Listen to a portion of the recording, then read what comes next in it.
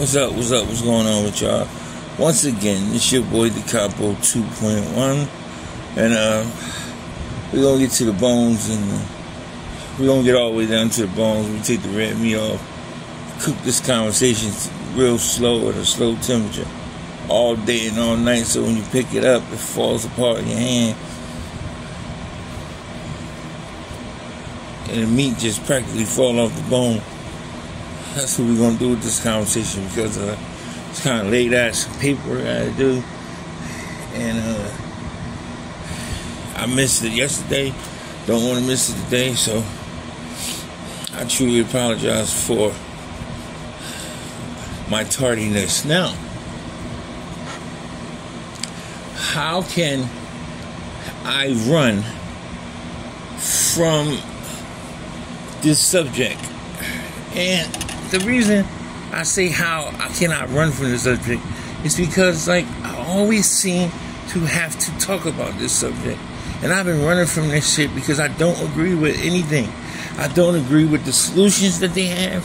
I don't agree with the problems that they have. I don't agree with the reason behind what they have.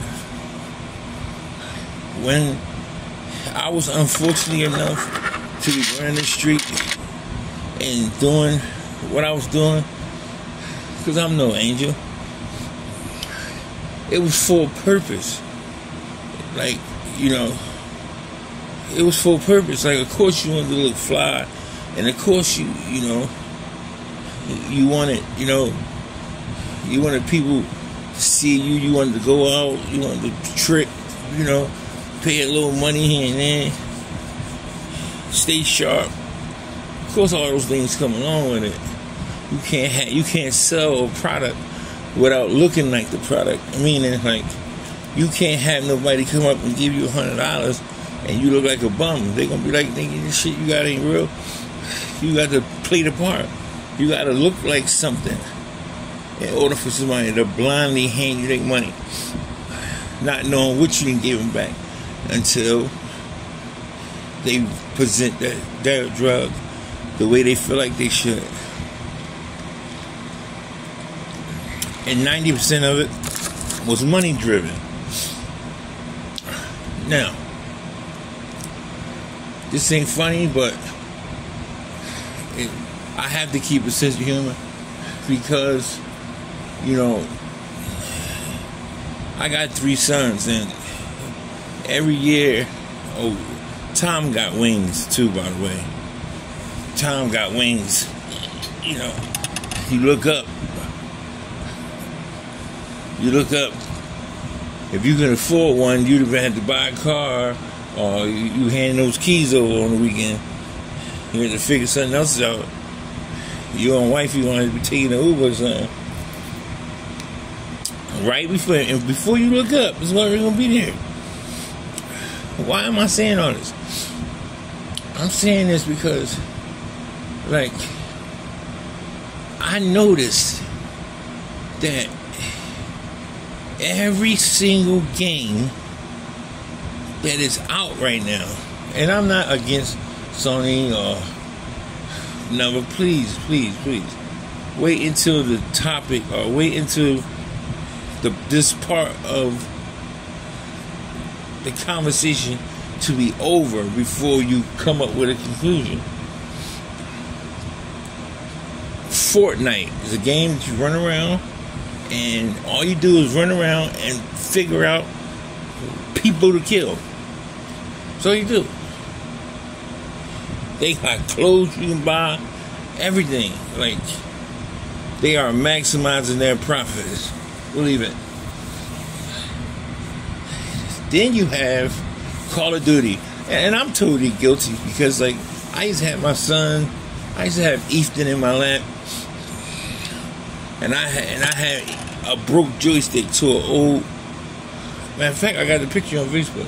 I had a broke PlayStation 3 joystick. It was broke, and I used to give it to him, and he'd be a baby. Listen, a little baby. He'd be sitting there pushing the button, sway, playing the game. And he used to cry when I took it away from him. Wilson and Christian arguing. about who go first, and like, you know, like almost going crazy. But then I started to notice the changes in the games. And I got a lot of military friends, and the craziest part about it is when you sit around and you get a couple of drinks and you'll start talking about stuff you ain't supposed to talk about.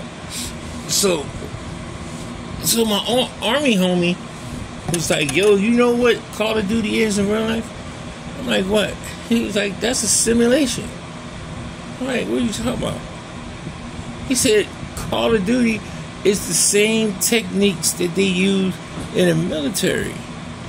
They give them games or situations to go through to see their reaction and let their reaction become normal to kill. Like, you play Call of Duty, you're hitting, it's like the more gruesome the kill, the better. Like, you hit somebody in the head, you know what I mean? You shoot motherfuckers with all kinds of designer guns, everything. To the point where if it ever translates from the street, I mean, if it ever translates from the video game to the street, oh, it's going to be pretty easy for that kid to pull that trigger. That's all he do all day is pull triggers. That's one thing. The second thing is there ain't enough people like me. Don't no kids want to hear no speech by no dude that got no suit on. They don't want to hear that. Man, you got some suit, some shoes on. They don't want to hear that. They want to hear from people that they can visually, and they can get that vibe from this person, that this person actually went through this. So yeah, I'll listen to him because he actually was in the trenches. He actually understands what it feels like for your mom to be on drugs, and you got to take care of your children. You got to take care of your brothers and sisters, and you're only 16. He don't know what it feels like for it to be raining outside, and you know because it's leaking in your house. He don't know how it feels not to have no heat, and then you got to turn the stove on and keep your house warm. Like, he doesn't understand. But this guy, he looks like he's been there. We don't have enough of us who is not afraid to put some trues on, to put some true religions on, nice polo shirt, polo hat, you know, some Cartiers, just for the touch, the intelligent touch, so they can say, oh, he one of us. It ain't enough of us. And believe me, they don't want it to be. This is something called systematically designed. Meaning this was designed to develop a system in which you have to fit in to this system. If you don't, you will be weeded out.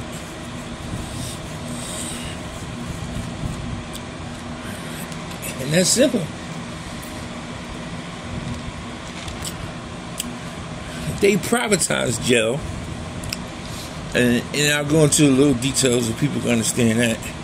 If you don't, they privatized jail, and now if you got enough money, you can buy a jail and build it from the ground up, or you can buy an existing jail and change it into whatever you want to change it into, and you can do that with no experience on running a jail.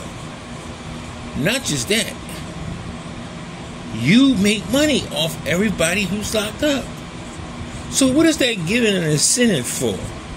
It's giving an incentive that cops keep them coming in. So if you don't understand that you are like cows, we are getting bred to go to jail.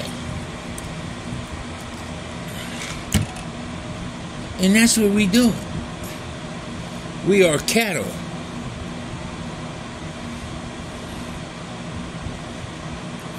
Because if you really knew that jail is something that should not be ran due to public sector. It just shouldn't. Globally, there's too much money involved.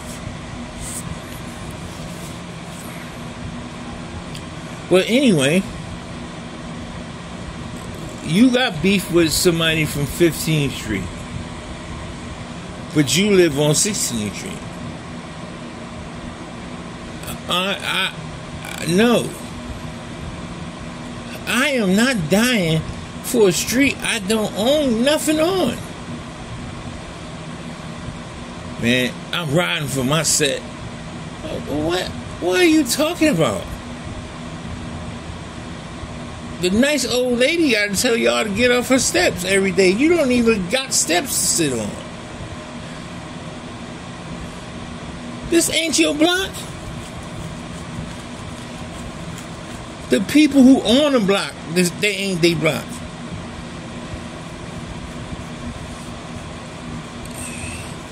Y'all fighting over numbers and once again, let's go back to it. Let's go back to it because I already know how I'm gonna get attacked. They gonna say you are the biggest hypocrite in the world. That's what you known for. No, you don't know me. That's not. It was not me. I'm being honest. How you know me and I don't even know me? I am having to introduce me to people I knew my whole life. Before they even say, yo, it's something different about you. I'm going to tell you, there's something different about me. I don't even know me. I'm kind of liking it. But, truth be told, you can get wrapped up and caught up in an illusion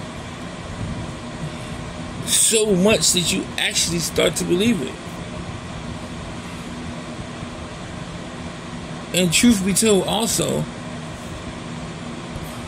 everybody that I know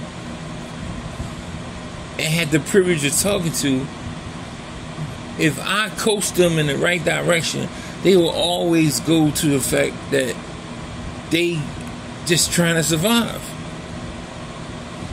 Okay, let's speak on that for a minute. If you are trying to survive every day, you have no time to be civilized. You turn instantly into an opportunist. Somebody who takes advantage of all opportunities. Soon as you have to, or you need to go into survival mode, that's exactly what you do. Go into survival mode. Meaning any lick I can get, I'm taking it. Anything that I can do to gain some bread, I'm taking it. If one of my old heads need me to knock something off, I can use that little 2,500. What? Man, look. That's why I watch 48. I don't watch it to support no homicide cops or none of that. I don't even bang around like that. I'm not watching it to see somebody's life get destroyed or getting any type of enjoyment out of it.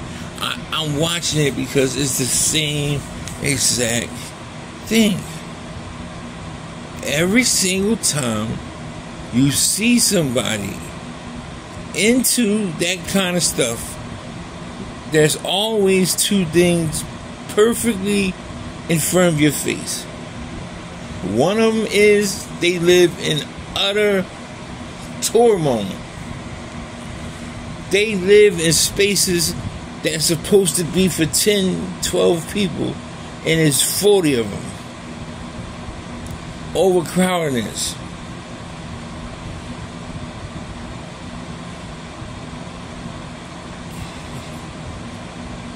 And then the last one is, okay, well, you know, I gotta keep my reputation. I can't afford to slip or have these dudes think that I'm slipping. No. All of that is poverty, man. They are controlling us through poverty. How can you see? Where's your proof, dude? Let me explain something to you. I know how much an AK-47 costs. I know how much a 9 costs with a extended clip. Especially with them drums. Them extended drums. I know what 40s sound like, and I know how much they cost. How can you afford an AK-47 but you got holy sneakers and you wear the same shit every day? How come you got money for guns but you ain't got no money to help your baby mama out? How you got money for guns, but when it comes time for you to do anything, you can't necessarily do it? And you doing the most. You strapped up, grinding, selling this, selling that. You doing the most, and you ain't doing no better than a nigga who work for Scepter. That should be scary. That should be scary to some of y'all. How working people are making more money than you. And you risking your life every day. $2,500. You know what they paying people that really know what they doing? 50s and hundreds and shit. They give you $2,500. And you talking about this is my homie. Please. Your OG is a slime bucket. And I say that because, once again, I had a woman call me and, well, call me through Facebook. Not directly, call me through the message shit. And I'm like, hello, yeah, like, do I know you? She's like, no. But I was looking at your youth normality, John, and my son, she like, I know you seen the papers cover today. I mean, seen the news cover. I'm like, I don't watch the news on purpose. You know? And I don't watch the news. Like, I don't want to hear how bad my city getting. I don't want to hear how fucked up my city is as a whole. Because, like, I love my city. And it's a shame that I gotta stay out the way because I don't want to be a threat to nobody. You know, you nowadays people look at it like you trying to shit on them when you come through and you fly to death and you always sharp and you always this, you always got, and you ain't gotta ask nobody for no bread and you ain't trying to catch nobody blunt. You ain't doing all that shit. They start to catch a little bit of. Start to catch a little bit of feelings. They start getting their feelings. And that famous line, oh man, what, you don't mess with us no more, homeboy? That famous line right there, oh, that wasn't no, he's not playing. He said it in a joking way so you wouldn't catch on, but he's dead serious. He really is expecting you to be outside on a fucking corner with no drugs. Just to be out there. What? No. No. First of all, people be into too much stuff. Somebody might be looking for you and you ain't even telling nobody. You just sitting around people. And really you sitting around people trying to use them as security, thinking that they won't nobody come up and do nothing to you because you're around certain people. So no. If you ain't a dude that I know what type of time you on, then I ain't, no. We can't. It's impossible.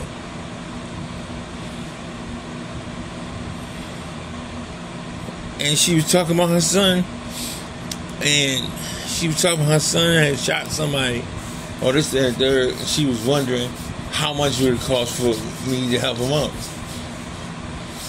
I said, first of all, yeah, if you've seen the page, you must not have read it, because it clearly states I take no violent cases, no shootings, no domestic violence, no child abuse, no you beat somebody up, and no, none of that. Why? Do I think that other teenagers are better than some teenagers? Do I think that I'm too much of a teacher or mentor to be trying to help this kid?